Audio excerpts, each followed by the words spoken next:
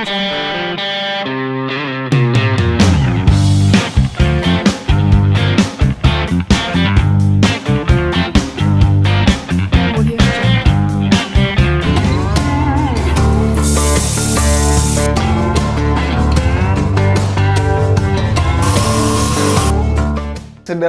roasting itu memasak kopi.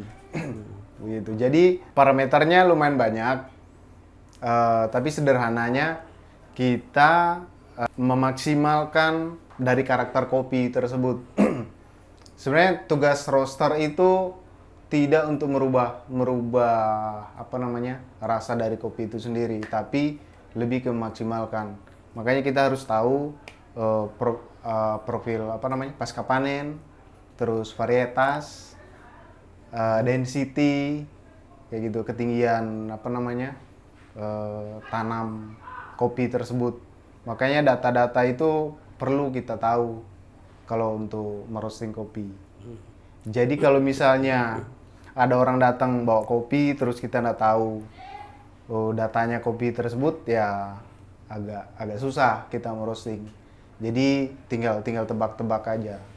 Makanya biasanya kalau ada teman-teman yang datang ke sini mengeksekusinya itu agak susah. Karena saya sendiri bukan superhero lah gitu kan. Langsung ada kopi langsung tiba-tiba langsung bisa begini ini kopi ini begini, nggak bisa. Seberapa besar pengaruh roasting seorang roaster itu kepada kopi? Pengaruhnya lumayan besar sih Om. Tapi yang paling besar itu signifikan di petani, prosesor. Petani dengan prosesor itu paling besar pengaruhnya. Kalau roastery itu mungkin sekitar ya 30 atau 40% lah dari keseluruhan proses kopi, apa namanya, dari hulu ke hilir. Dari hulu ke hilir. Gitu. David punya kenalan petani yang banyak atau memang David belinya di luar kah atau seperti apa, David? Kalau petani sih mungkin enggak terlalu banyak, lebih ke prosesor. Ke prosesor. Iya. Karena petani dia concernnya untuk merawat kopinya. Kalau apa namanya prosesor dia lebih tahu apa ya namanya kayak pasca panen itu kan berkembang Om. Kayak sekarang kan muncul anaerob lah, terus banyak lah kayak gitu. Kalau petani yang apa ya, tidak juga kita bilang dia ini sih, cuma agak sulit untuk dia menerima ilmu yang agak rumit begitu. Jadi kita tidak bisa memaksakan petani untuk mengikuti pasca panen yang banyak banget gitu. Terus? Sudah. Saya kalau udah ditanya sama dia. Berarti David ini agak pendiam orangnya berarti ya? Mungkin. Kalau tidak ditanya diam. Tapi kalau ada teman ngobrol. Saya kalau sendiri tidak ngobrol biasanya. Iya. David terima roasting juga berarti kan sekarang? Untuk sekarang sih sudah enggak sih Om. Sudah enggak? Karena itu tadi yang saya bilang tadi. Sebelum merosting kan kita harus ada plan dulu toh. Dari data-datanya itu bagaimana plan ke depannya kayak begitu. Berapa lama kita harus roasting, terus apa namanya mau light, medium atau apa dark gitu toh. Nah, itu kan harus ada apa istilahnya ya? Dicoba dulu lah, di apa namanya di reset dulu lah gitu. Di reset dulu, di roasting satu kali enak nggak seperti ini kayak gitu. Nah, kalau enak, nah baru kita berani roasting yang lebih banyak. Reset sih mungkin nggak, cuma lebih ribet. ke miskomunikasi. Miskomunikasi karena maunya mereka begini, tapi kopinya nggak bisa dibikin seperti itu. Nah, mungkin pemahamannya berbeda. Pemahaman yang bawa kopi ini mungkin tidak terlalu mendalam tentang roasting, toh. Jadi mereka tidak tahu kopi ini ternyata bisanya cuma sampai segini gitu. Sementara roaster itu tugasnya hanya untuk maksimalkan rasa kopi tersebut. Tidak bisa untuk merubah rasa. Misalnya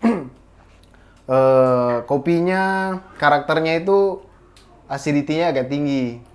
Nah, terus klien minta agak dihilangkan acidity-nya. Itu nggak bisa. Kecuali diminimalisir bisa kayak begitu. Jadi kita tidak bisa merubah rasa kecuali untuk maksimalkan aja gitu. Makanya kita harus tahu karakter kopi tersebut. Kalau belum pernah ngerosting kopi tersebut, nah itu yang menjadi PR.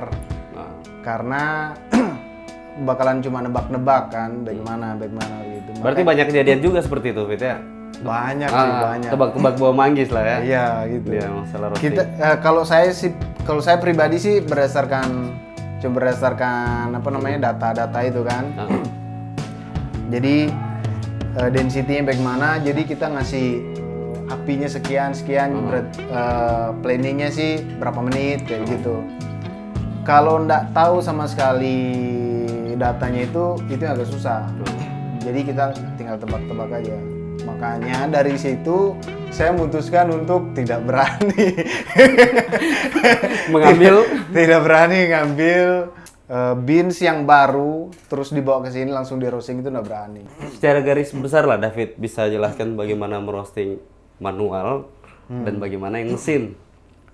Manual sih parameternya nggak bisa kita secara spesifik. Paling kita bisa lihatnya dari warna itu yang paling spesifik. Paling bisa kita lihat perubahannya. Gitu. Saya dulu belajarnya dari manual juga, gitu, supaya lebih tahu baru coba ke mesin gitu. Gitu sih. Oh iya. Begitu apanya begitu. Dan memang kekurangan bagaimana sih roaster itu sendiri, memang kayak yang David bilang tadi, tebak-tebak buah manggis. Ya kan? Akhirnya memang banyak tebak menebak akhirnya. Bisa tidak David kasih kita sedikit materi tentang roasting? Tentang roasting ya. Paling umum-umum aja sih. Iya, jangan terlalu spesifik, rahasia dapur kan. Paling tahapnya itu ada berapa ya? Ada banyak sih. Banyak menurut. Tapi lebih yang umum tuh sih kopi Oh iya, oke, siap. Iya saya dengar tadi kopi apa ya. Karena saya pakai headset tadi saya dengar ya. Lihat dari sini ini sih lebih Lebih ini ya. Iya, tapi jangan dibuka lah, kan rahasia dapur di situ, Fit. Nggak apa-apa sih. Nanti di belakang ini ceritakan sama saya. Saya Paling pengen belajar soalnya. Paling kayak begini sih, turning point. Nah, fase-fasenya itu turning point, terus Maillard reaction. Maillard reaction itu di situ membentuk yang namanya aroma dengan flavor di situ.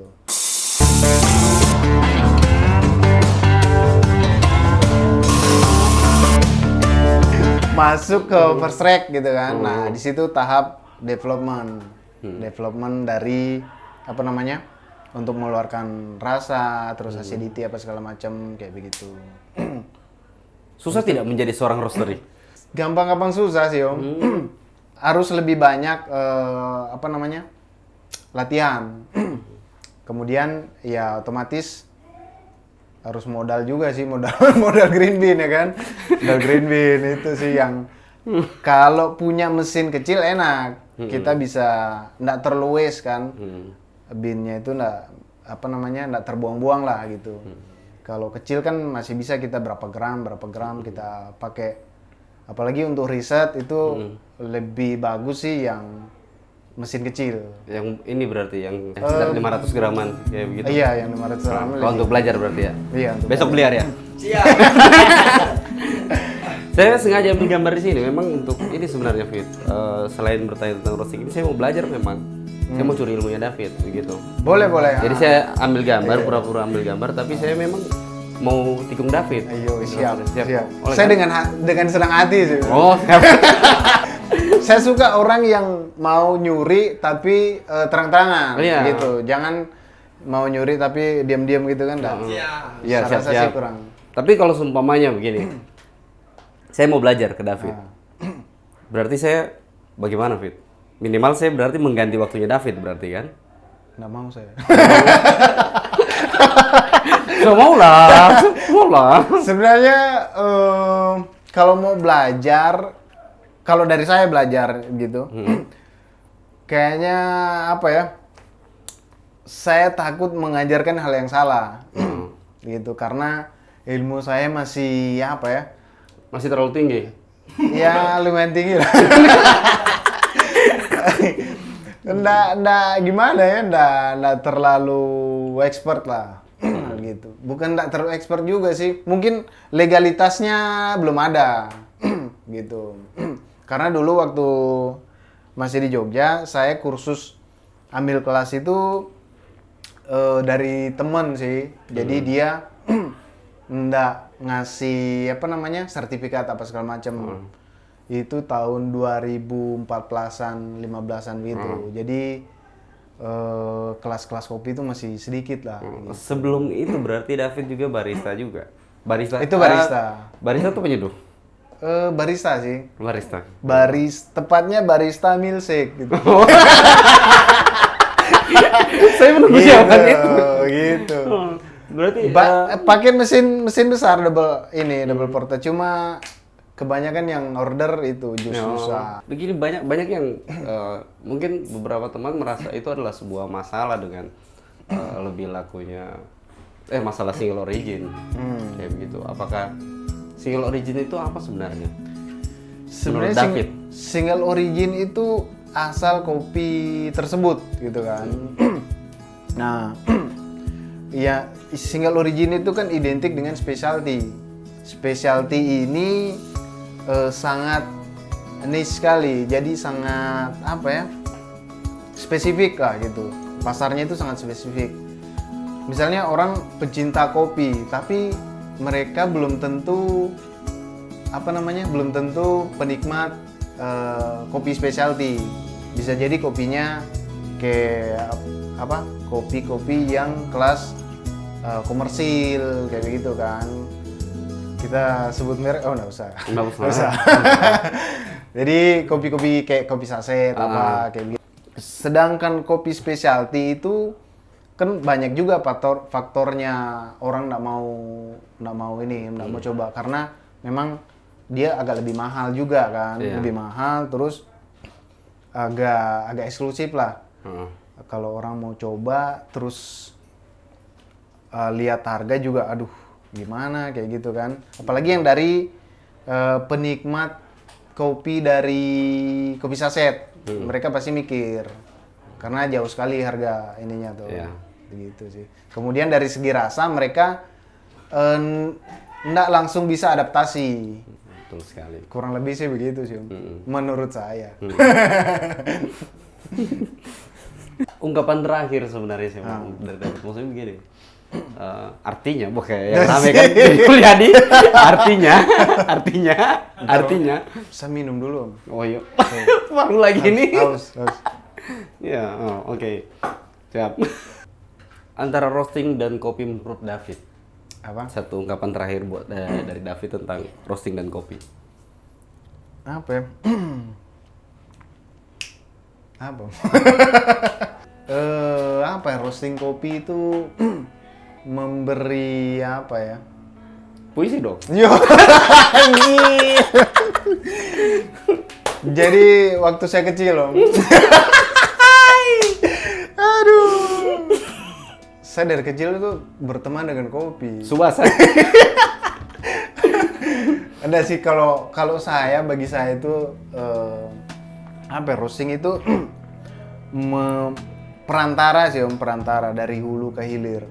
Jadi kita memberikan apa ya, boleh dibilang sih menambah value sih menambah value karena kita meng-create kopi tersebut supaya misalnya kopinya itu agak strong gitu kan. Jadi kita bisa create yang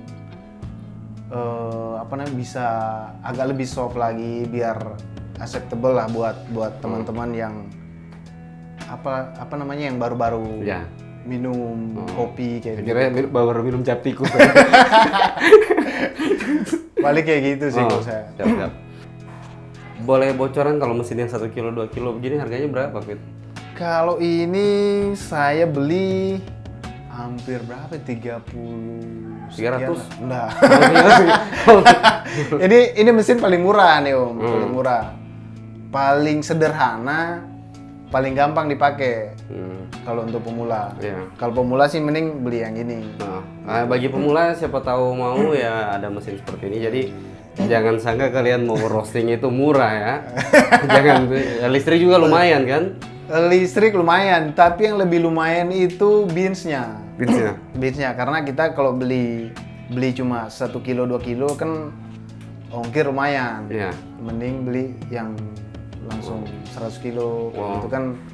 Oh iya betul sekali. Dapat diskon juga kan gitu. Sepakat, siap. begitu. Terima kasih David untuk informasinya. Saya pikir saya ini dulu Om, apa namanya? Kemarin waktu apa ya?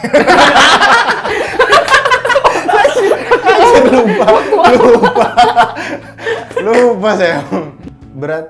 Saya mengapresiasi dari Wise dulu yang pertama kali bikin kompetisi. Walaupun banyak keterbatasan, tapi setidaknya dia berani untuk mengambil langkah untuk bikin kompetisi. Itu jadi sebuah trigger buat teman-teman di brewer di Kota Palu. Langkah kecil tapi dampaknya luar biasa. Karena sebenarnya teman-teman di Kota Palu ini pengen atmosfer untuk untuk kompetisi tersebut ya. Karena kita lihat apalagi komunitas ya kayaknya mati suri gitu kan. Jadi tidak ada yang untuk berinisiatif. Harusnya sih komunitas yang lebih ini sih ya, lebih aktif, lebih menginisiasi untuk adanya kompetisi. Komunitasnya aktif ya Bun? Gitu. Oke. Kemudian disempurnakan sama siapa Mas Dawam kemarin kan gitu. Kalau dia sih memang qualified untuk bikin apalagi open service kan. Pertama di Palu dan pesertanya saya kira bakalan lawak gitu kan. Ternyata luar biasa sih teman-teman dari peserta ini. Mentalnya itu udah mental juara lah. Walaupun memang banyak ada kekurangan tapi setidaknya mereka berani tampil gitu. Yang paling penting di open service itu apa sebenarnya, Fit? Maksudnya kan di situ menyeduh dan dia ngobrol kan sebenarnya. Seduhan dengan apa yang sebenarnya paling cara menyampaikan cara menyampaikan apa yang mereka bikin, apa yang mereka akan kasih ke kita itu tersampaikan dengan baik sesuai dengan apa yang dia bilang, kopinya sesuai gitu kan dengan apa yang mereka bilang. Kayak gitu aja sih, simple sih, sederhana, nggak perlu bercerita. Kan banyak tuh kayak saya dulu di Jogja dulu penjelasan mereka itu terlalu drama apa segala macam gitu kan. bercerita kayak masa kecil lah gitu kan. Berseduhan ini saya seduhkan demi senja yang hadir hari ini. Kayak gitu berarti itu ya? Kan itu nggak masuk sama sekali ke penilaian dan itu nggak penting sih. Lebih penting itu yang relate dengan kayak dari petani, terus yang relate dengan kopinya lah kayak gitu kan. Itu sih sebenarnya intinya.